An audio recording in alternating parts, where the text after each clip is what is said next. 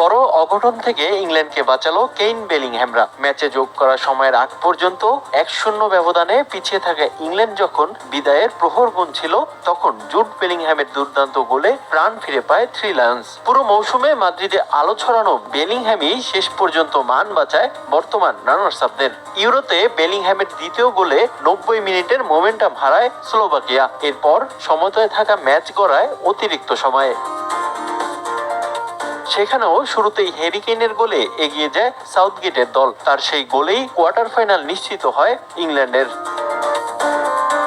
এর আগে ম্যাচের শুরু থেকেই শক্তিশালী একাদশ নিয়েও ছন্নছাড়া ছিল ইংল্যান্ড। সুযোগটা কাজে লাগিয়ে ইংলিশদের রক্ষণে একের পর এক আক্রমণ চালায় স্লোভাকিয়া। 12 মিনিটে গোলের খুব কাছেও চলে যায়। নিজেদের গোল সামলে প্রতিপক্ষকে চাপে রাখার স্ট্র্যাটেজিতেই এগোতে থাকে তারা। গোলের কয়েকটি সম্ভাবনাও তৈরি করেছিল স্লোভাকিয়া। এদিকে পাল্টা চেষ্টা চালায় ইংল্যান্ডও। একের পর এক আক্রমণ, পাল্টা আক্রমণে জমে ওঠে লড়াই। ইংল্যান্ড সুযোগ হাতছাড়া করলেও ভুল করেনি স্লোভাকিয়া। 25 মিনিটে প্রতিপক্ষের প্রতিরোধ ভেঙে লিড নেয় তারা।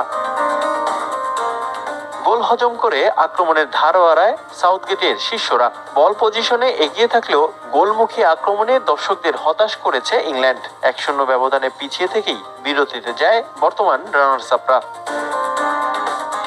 দ্বিতীয়ার্ধে অবশ্য অনেক বেশি আক্রমণাত্মক ফুটবল খেলে ইংল্যান্ড, তবে স্লোভাকিয়ার রক্ষণের কাছে প্রতিহত হয়েছে তারা। ইংলিশদের তেমন ভালো কোনো সুযোগ তৈরি করতেই দেয়নি স্লোভাক ফুটবলাররা। শেষ পর্যন্ত কাঙ্ক্ষিত গোলের দেখা পেতে অপেক্ষা করতে হয়েছে 90 মিনিট পর্যন্ত।